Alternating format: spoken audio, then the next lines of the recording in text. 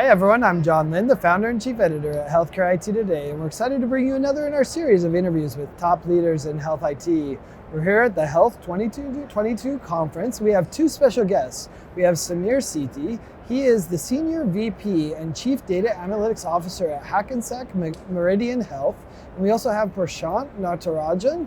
He is the General Manager of Health and Life Sciences at H2O.ai. Welcome, guys. Thank you, John. Thanks, Yeah. thanks for being here. Yeah. Absolutely excited for this discussion. Prashant's a regular on the show, but Sameer, why don't you introduce yourself and a little bit about HMH? Absolutely, yes. So Sameer Sethi, I function as a data analytics officer for Hackensack Meridian Health. Been in the healthcare space for a little over 14 years now, mostly in the providers. Took a bit of time to go work for some management consulting work, but primarily have been focused on data analytics for providers. Great. Prashant needs no introduction, but maybe a few people don't know you. So tell us about yourself and H2O.ai. Thank you. H2O.ai is the world's oldest, largest AI ML company, and we were founded as a result of healthcare needs and have been working on that. I'm very glad to be here with two folks that I've done a lot of work over the years with Sameer in population health and precision medicine over the years. Now, most recently with H2O on the AI side of the house. And of course, with you, John, as a well-known thought leader in bringing these innovative things to life. Yeah, absolutely. Well, let's talk about that, Sameer. We hear about AI all the time, but what do you see are some of the AI opportunities? What are you looking at? What have you identified as really great opportunities for your organization? Yeah, so with AI specifically, it is an area which is fairly new for providers. The use cases around AI are varied everywhere from operational to clinical in nature. I'll give out a few examples where we are seeing some large impacts specifically in the provider space. One would be around clinical documentation, which is improvement of clinical documentation. We see potential of almost 10 to 15% in improvements in coding, and I think AI can help with that. The other would be digital engagement. How do we interact with the patient and how do we bring him to the right level of care? That's really important. The third would be specifically for the patients, looking at patients that are specifically around end-of-life care. So identifying them earlier possible so they are in the right level of care at the right time. And the fourth is, I think, overall using AI to improve how data is transmitted into clinicians using NLP and other technologies. I think providers in today's day and age are ready for that technology to influence their decision-making power. So I think the providers are there, and there's a lot of opportunities now. Yeah. Well, it's interesting you kind of mentioned it's slightly newer technology, right? At least implementing it. We've heard about AI for a long time. But how do you kind of engage your stakeholders to get them to embrace the AI? Any advice there on engaging these various business stakeholders? Yeah, I think the first the blocker that we see is making the conversation too complicated. I think we should stop talking about AI when we talk to providers. Instead, we should talk about their problems.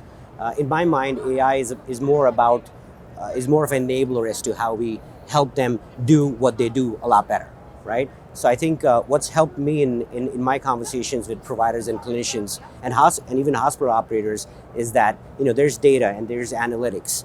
And then there's AI that sits on top of it that allows us to help with their decision-making powers. So I think that conversation helps quite a bit. So I say take AI out of the conversation completely, instead asking about their problems and use AI to solve that. I like that. Prashant, what about you? What would you add to the conversation? I think Sameer hit upon some of the key things. The one thing I would say is, for us, especially in healthcare and life sciences, the amount of money that's being invested in any innovation or any kind of digital health initiative has to show a relatively quick return on investment for us to be able to build upon it. So I would say value measurement, value tracking, and being able to measure both qualitative and quantitative impact for patients, for clinicians, for administrators is almost a continual effort that needs to happen.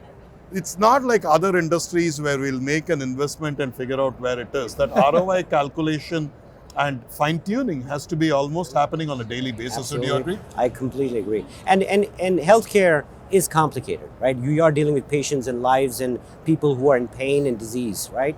So it is important for us to continuously correct ourselves.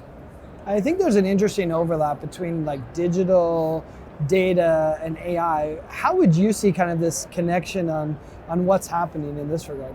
Well, I think this is something I also write about in my new book, Demystifying AI for the Enterprise, right? I think there is no digital without data and AI, because the world is filled, for example, with digital products and solutions that cause a lot of frustrations. Recommendation engines that recommend movies I don't want to see, products that I don't want to buy, right? So, or chatbots that don't work. And I think, like, for example, what Sameer is doing on the conversational intelligence it's a very great example, right? Digital drives also the creation and the need to consume not just data but more insights. So I think it's for us to look at digital, data and AI as one continuum and not necessarily separate, because without the AI, digital is just going to be a repeat of what we have done with rules-based systems for the last 50 years. Absolutely, I can't agree more. Digital is here, right? I think the adoption of digital, especially post-COVID, is enormous, right? And to support that and make sure that digital is acting the way it's supposed to act or provide what it's provided, I mean, you need data and you need analytics for it. So they all go hand in hand. Yeah, that's interesting. Well, he mentioned conversational AI. Talk about that. What's the role for conversational AI in your health system? And is it similar to other industries, different? Like, how are you approaching conversational AI? Yes, for HMH, we have taken some really large leaps and steps around conversational AI. We have collectively made a decision that we will change how we deliver data and analytics using conversational AI. We did a very recent demonstration of what the art of possible would be using conversational AI at our board retreat. And I think the reception was amazing. We were able to show how you can actually go into the concept of ask a question and get an answer versus stare at a dashboard or an insight. So that conversion of moving away from, I wouldn't call it static analytics, but very high dynamic analytics in which conversation is involved and available is what HMH is moving towards. And one of the things I think that's very important in this context is the ability to get insights out of conversations in a way that those insights are contextual. Human language is essentially very difficult to understand when even it's two humans talking to each other sometimes. So when you're trying to get a machine to do it and you want that experience to be better, you want it to scale, you really have to take care of that AI. So some of the things we are looking at, for example, is the next level of topic modeling and entity extraction and contextualization, understanding negations and synonyms and semantics. Because only when we bring that kind of intelligence together are we able to create that better experience that makes our patients come back for more. Absolutely. Yep, actually. And another thing to point out is that we don't have a choice. That's what the world is using today, conversational AI. Between Siri and Alexa and other options that are available, we don't have a choice. Our patients, our providers are expecting that technology to exist in their workflow. So we don't really have a choice around this. But I'd just like to also wonder if there's a more important use case here, Sameer, which is bringing relief really to how physicians and nurses are able to use conversation AI in their setting. I know you've talked about it in the past. Yeah, well, I mean, I think we have to find a relief for doctors and nurses of the documentation burden, right? And I think AI is going to be the solution. I don't know.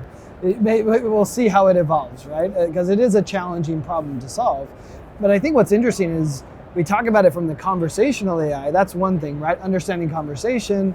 The other side of that is document AI. Like, how do I use AI to go through all those documents? Because right now we have a lot of staff going through a lot of documents, and there's, healthcare produces more documents than any other place, I think, any other industry. What do you see as opportunities with document AI? When people say that 80% of an organization's data is unstructured data in various forms, documents primarily, but also images and whatnot, I think they did not really include healthcare in that mix. Because if that included healthcare, that would have been 95% of the data, right? If you take a look at outside the discrete data that's being captured in systems of record, electronic health record or ERP or scheduling systems, right? The vast majority of the clinical experience is really happening in documentation. It's happening through notes, through information being captured on portals and comment boxes, voice that Sameer talked about, medical imaging, right? So I think documents are the most obvious frontier because for one simple reason. Healthcare, whether it's progress notes or clinical summaries or medical referrals or invoices, purchase orders, it's not just clinical, but also non-clinical examples. And the AI today is at a point, John, where it is far more reliable than the old school rules-based systems or robotic systems. Yeah, absolutely. We're starting to use this technology specifically for trials management and also trial selection. So we're trying to take unstructured data and identify patients that qualify for a certain trial just in that unstructured data, and that's where this technology becomes really important. Prashant and I, in my previous life, worked on a project in supply chain where we were able to bring in some significant opportunity around how orders are brought in and realized and how much is left. So all that analysis of what's required and what's come in versus not all happened with using this technology. And one of the things we are looking at now is supporting the needs that the patient population has and caregivers have, because all of these can be seen, they are certainly tech, certainly innovation, it's digital, it is AI. But the biggest question is how soon can we bring these to bear to support a better experience for the humans of healthcare? Nice. That's an interesting way to look at it. I mean, I think we need AI. Like you said, the future is dependent on it. We just aren't going to have enough workforce. We're not going to have enough people to do what's needed. But how do you see maybe, looking forward, the AI landscape changing, maybe from a patient perspective, provider perspective, or maybe even a regulatory perspective as well? Yeah. So I think for us, the changes are focusing on adoption. I think that's where, I think AI technology exists. It's proven itself in various different industries. But I think what needs to happen for us is we just need to push it in the form of the way people want it, the way people need it. So our focus at HMH is about what is the right way of delivering AI to a provider? How do we deliver it to a supply chain manager, right? So they can take the right decisions around what to order. So it's really about adoption and how we can bring that AI technology into the hands, into the workflow of the people that need it. Yeah, and almost done in a transparent way, so they don't even know. Yep. They just know it's easier. Yep. That's interesting. I think you hit upon something that I didn't want to, I have to comment on it, right? You said transparency. So I think that's the most important thing.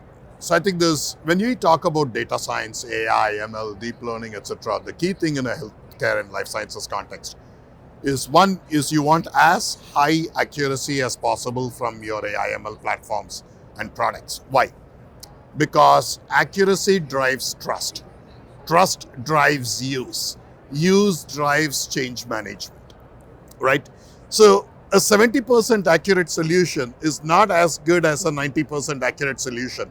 It's just not a question of, it's 20%. It's a question of, are people going to use it or not, number one. The challenge with a lot of data science is the higher accuracy goes, the less you get on interpretability and explainability, understanding why the algorithm does what it does. And that's where H2O has been a pioneer, right? Because of our ethos in democratizing AI, we have been using the Kaggle grandmasters, we have the largest concentration of them on the planet, in terms of driving this very complex but important need to reconcile accuracy, interpretability, explainability, so that people like leaders like Sameer and others can then focus on the tougher job of making it stick. Yeah, absolutely. Well, thanks so much, Sameer, Prashant. This was a lot of fun. AI, I think, is going to be the future of everything we do in health IT. And thanks everyone for watching and listening. If you want to find more great healthcare IT content like this, be sure to check it out at healthcareittoday.com or search for Healthcare IT Today on your favorite podcasting application. Thanks, guys.